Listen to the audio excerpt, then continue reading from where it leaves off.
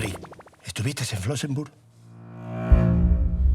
Otra vez con eso, por favor, se he dicho mil veces. ¿Puedes aportar pruebas reales de que estuviste en Flossenburg? El meu nom és Enric Marco Bat.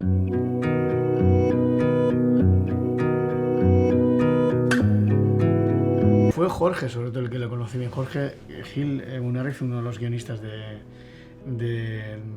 la película de Marco y, digamos, artífice de la historia en cuanto a que él nos dijo, oye, aquí tenemos que hacer algo. Al principio se reunió como 10 veces en casa de Marco, con Marco y su familia, y bueno, digamos que tuvo una relación, y seguramente él sabe mejor que nosotros de cómo era él en persona, pero nosotros sí es verdad que tuvimos la... Nosotros también le conocimos mucho, no Sí. tanto como Jorge, pero... Sí, no tanto como él, es verdad, pero sí le conocimos porque sí hicimos una entrevista como de 15 horas durante 3 días, y luego ya, incluso antes habíamos hablado con él y tal, pero...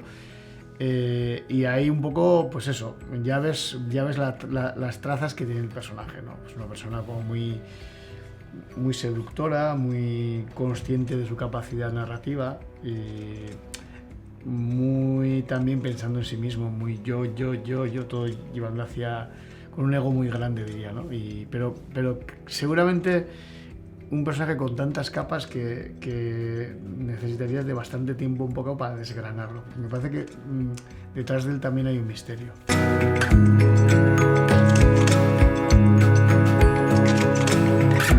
Bueno, era uno de los retos, ¿no?, de la película, porque ya de por sí mucha gente, cuando dices que vas a hacer una película sobre Enric Marco, ya lo está juzgando, ¿no? O sea, entonces nosotros no podíamos hacerlo, o sea, no podíamos juzgarlo ni tampoco blanquearlo, ¿no? Porque lo que hizo es muy serio, ¿no? Y es muy grave, ¿no? Sobre todo el hecho de suplantar la identidad de un deportado real, ¿no? Apropiarse de la memoria de un deportado de verdad es algo muy serio. Pero ahí estaba un poco uno de los retos, ¿no?, de esta película, y además buscar un poco el tono, ¿no? O sea, digamos, una de las cosas que teníamos muy claro es que si la película tenía que tener emoción, que la tuviese no directamente relacionada con él, con Marco, sino con la gente que está alrededor suyo. Es decir, él se puede emocionar, Marco se puede emocionar, quizás nosotros queremos que el espectador empatice con él, que sufra con él de alguna forma, bueno, ¿no?, que le acompañe en este viaje, ¿no?, que él sea el motor de la historia, pero que quizás la emoción nos la dé más el entorno, ¿no? Es la gente que le sufrió, el deportado, la familia, que claro, también es parte de él, ¿no? O sea, es indudablemente, ¿no? Y entonces, bueno, es uno de los retos de la película, porque, claro, Marco era alguien que se salía de la norma. Era alguien que nunca sabías cómo iba a reaccionar, ¿no? Y eso es lo que también hace que sea un personaje fascinante, porque muchas veces reacciona de una forma que a ti no te gustaría que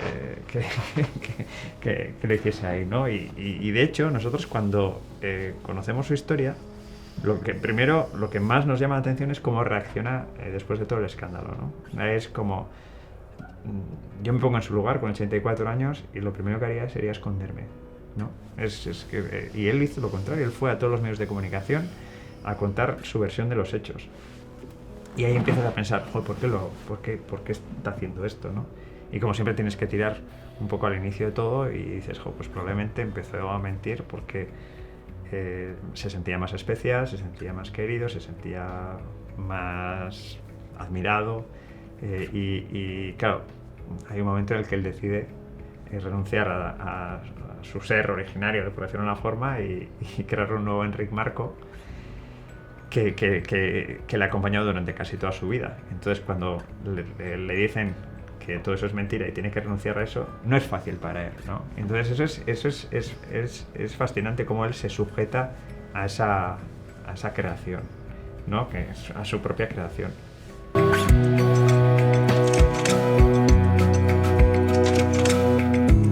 Pues es una de las cosas, seguramente las penas que tenemos, porque dices, pues no sabemos si le gustaría o no. Muy probablemente ya le sacaría pegas y haría una crítica, porque él, yo creo que era insaciable en cuanto a su historia. Sería como yo quiero contarlo de esta manera que se cuenta. Yo creo que él quería más bien una, como se dice, una hagiografía, ¿no? Esto, que es una biografía, pero como cuando te suben a un pedestal, ¿no? Que es como, ¡guau! Es que fue un héroe de aquí, de allá, tal. Y esta película, pues un poco lo que decía yo, no es una...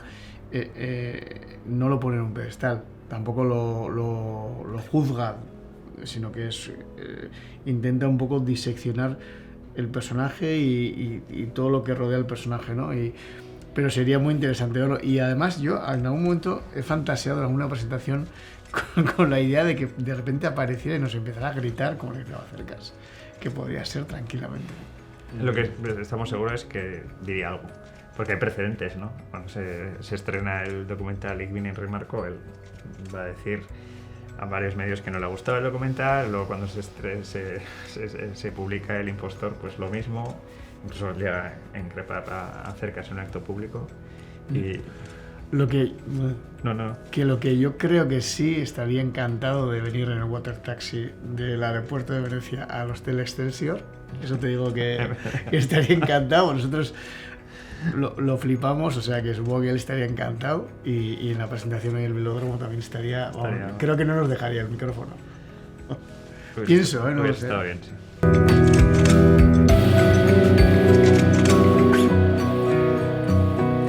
Para nosotros era importante dejar claro también que era nuestra visión de Enric Marco, ¿no? Y que esta era una película de ficción, porque también es una película de ficción que quiere hablar sobre la creación de las ficciones, de la delgada línea a veces entre la realidad y la ficción, de alguna forma contagiarse del espíritu de Marco, que para contar sus no verdades o sus mentiras, llámalo como quieras, mezclaba verdad más mentira, y todos sabemos que verdad con un poco de mentira, eso ya es mentira, ¿no? Entonces el propio cine es un artificio, es un artefacto, ¿no? Es un arte manipulativo, manipulador, y queríamos que eso que quedase claro desde el principio. Tiene un pequeño prólogo donde contamos con una voz en off muy seca, con unas imágenes de archivo, donde ahí sí, ¿no?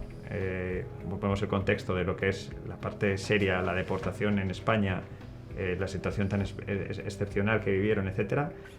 Pero a partir de ese momento, tenemos la claqueta que nos dice, bueno, esto es una ficción, ¿no? Y no solo eso, sino, bueno, según va avanzando la historia y vemos que el personaje que está detrás de toda esta historia es un impostor, manifestamos con la cámara más claramente que todo es que no todo es verdad, ¿no? O sea, o que por lo menos hay alguien detrás de esta historia que está dando su versión de los hechos. Y bueno, y luego hay muchos otro tipo de juegos que nos gustan mucho en la película, como enfrentar al nuestro Enric Marco, es decir, el Marco que interpreta Eduard Fernández, con el Enric Marco de Ik bin Enric Marco, que es el del documental, ¿no? Cuando está en el cine, uno y otro, uno le está viendo al otro, incluso lo explicitamos luego, ¿no? Porque dice, ese no soy yo. y es su mujer, el personaje que interpreta Natalie Puzzares, pues yo creo que es bastante tú, o sea, ¿no? O la siguiente secuencia en la que, ya un poco rizando el rizo, una situación que se dio en la realidad, en la que Javier Cercas, estaba en una charla con la escritora María Barbal, algo que realmente sucedió, lo ponemos a dialogar con imágenes creadas por nosotros, ¿no? Entonces es como un juego ya de mostrar precisamente lo que tú decías, ¿no? Se puede contar esta historia de muchas formas diferentes, no porque te lo cuente así va a ser más verdad, ¿no? O va a ser más mentira.